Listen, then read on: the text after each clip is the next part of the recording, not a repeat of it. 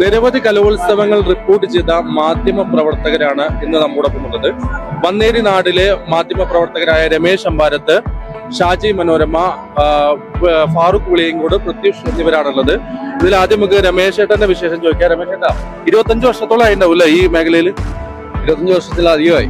26 വർഷത്തോളമായിട്ട് കലോത്സവങ്ങൾ കണ്ടുകൊണ്ടിരിക്കുന്നുണ്ട്. ഒരു 10-15 വർഷമായിട്ട് നമ്മൾ നിരന്തരം ഇത്തരം കലോത്സവങ്ങൾ റിപ്പോർട്ട് ചെയ്യുന്നു. എങ്ങനെയുണ്ട് പഴയ കലോത്സവം പുതിയ കലോത്സവം നമ്മൾ? പഴയ കലോത്സവം എന്ന് പറഞ്ഞു കഴിഞ്ഞാൽ, പഴയ കലോത്സവങ്ങൾ ടീച്ചർമാരുടെ നിയന്ത്രണത്തിലുള്ള കുട്ടികൾ വന്ന് അവതരിപ്പിക്കുന്ന പരിപാടികളായിരുന്നു. അതായത് ഇത്രയും വലിയ ക്രൗഡൊന്നും കാണൂല. സ്കൂളിൽ നിന്ന് വിളിക്കുന്ന കുറച്ച് ആളുകൾ, ആ കുട്ടികൾ മാത്രമായിരിക്കും ആ സ്കൂളിൽ ഉണ്ടാവുക. ഇപ്പോഴത്തെ അവസ്ഥ അങ്ങനെയല്ല. ഇപ്പൊ ഒരു ആഘോഷമാണ്.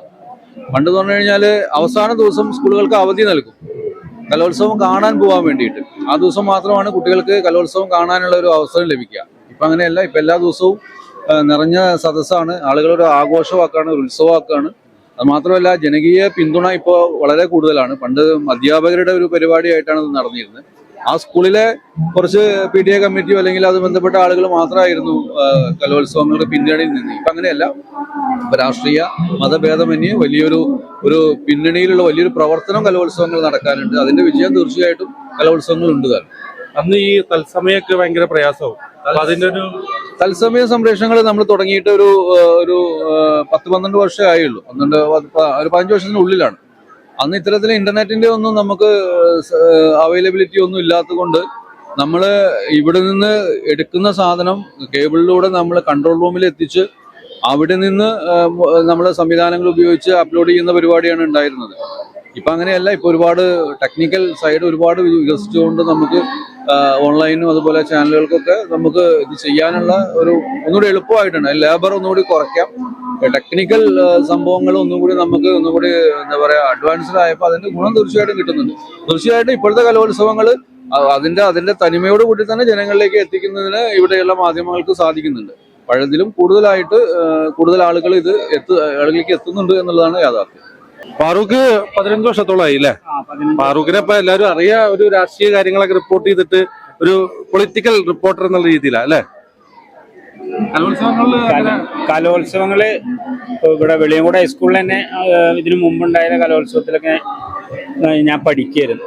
അപ്പൊ അന്ന് ഇവിടെ ഇങ്ങനെ കലോത്സവം കാണാനായിട്ട് വന്നിട്ടുണ്ട്. അന്ന് നമ്മുടെ കൂടെ പഠിക്കുന്ന സഹപാഠികളൊക്കെ ആയിട്ട് വന്നിട്ടുണ്ട്.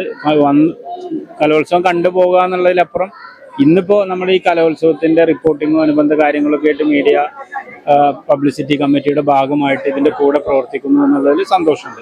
പ്രത്യേകിച്ച് നമ്മുടെ ഒരു നാടിന്റെ ഒരു ഉത്സവം ആയി മാറിയതിന്റെ ഒരു പ്രതീതിയാണ് ഇവിടുത്തെ ഈ കാണുന്ന ജനക്കൂട്ടം.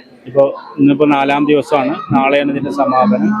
അപ്പൊ അതിനൊരു മീഡിയ ടീമിന്റെ ഒരു കൂട്ടായ ഒരു പ്രവർത്തനം ഈ കലോത്സവം വളരെ പൊതുജനങ്ങളിൽ എത്തിക്കുന്നതിനും വിജയകരമായ രീതിയിൽ ഇത് നടക്കുന്നതിനും ഒക്കെ സാധ്യമാക്കാൻ ഈ മീഡിയ കമ്മിറ്റിക്ക് സാധിച്ചിട്ടുണ്ട് എന്നുള്ള ഒരു പ്രത്യേകത കൂടിയുണ്ട്. അതിനൊരു ടീം വർക്കാണ്, എല്ലാവരും കൂടിയുള്ള ഒരു ടീം വർക്കാണ്. ഇപ്പോൾ ഇവിടെ ഷാജി ആയാലും രമേശ് ഏട്ടനായാലും പ്രത്യുഷ്, ഷുഹൈബ്, ഹിമേഷ്, സനൂപ്, അതുപോലെ നമ്മുടെ നാസർ മാഷ് ഉൾപ്പെടെ എല്ലാവരും ഇതിനൊരു വലിയൊരു ടീം വർക്കായിട്ട് തന്നെ ഉണ്ട്. അതോടൊപ്പം ഇവിടെ എത്തിപ്പെടാത്ത മാധ്യമ പ്രവർത്തകരുണ്ട്. അവരും നമ്മുടെ ഇതിൽ വാർത്തയൊക്കെ കൊടുത്ത് സഹകരിക്കുന്നുണ്ട് എല്ലാ രീതിയിലും. അപ്പൊ അതൊരു നമ്മുടെ ഈ ഒരു കലോത്സവത്തെ നല്ലൊരു ഉത്സവമാക്കി തന്നെ മാറ്റാൻ നമുക്ക് സാധിച്ചു എന്നുള്ളതാണ്. അപ്പൊ അന്ന് ഇത്ര പ്രാദേശികമായിട്ട് ഇത്ര കലാമേളകളെ പ്രോത്സാഹിപ്പിക്കാറില്ല ആരും. ഇന്ന് തന്നെ എല്ലാ കുട്ടികളും വരികയാണ്, സ്കൂളുകളിൽ എല്ലാ സ്കൂളിൽ നിന്നും വരികയാണ്. അന്ന് പലരും ഈ പങ്കെടുക്കുന്നവരും അവരുടെ വീട്ടുകാരും മാത്രമേ വന്നിരുന്നുള്ളൂ. ഇപ്പൊ എല്ലാ കുട്ടികളും വരികയാണ്, അതേമാതിരി കുടുംബക്കാർ വരികയാണ്. ഒരു ആഘോഷമാക്കി മാറ്റുകയാണ്. പിന്നെ ഇന്ന് മൊബൈലിൽ എടുത്തിട്ട് അവരെന്നെ അത് റീലൊക്കെ ഉണ്ടാക്കി ഇതാക്കണം. പ്രത്യേക ഇതിലാണ് വരുന്നത്. അന്നൊന്നും ഇത്ര സൗകര്യങ്ങളൊന്നും ഇല്ല. ഒരു ഫോട്ടോ എടുക്കുകയാണെങ്കിൽ ബ്ലാക്ക് ആൻഡ് വൈറ്റ് ഉണ്ടാവുള്ളൂ.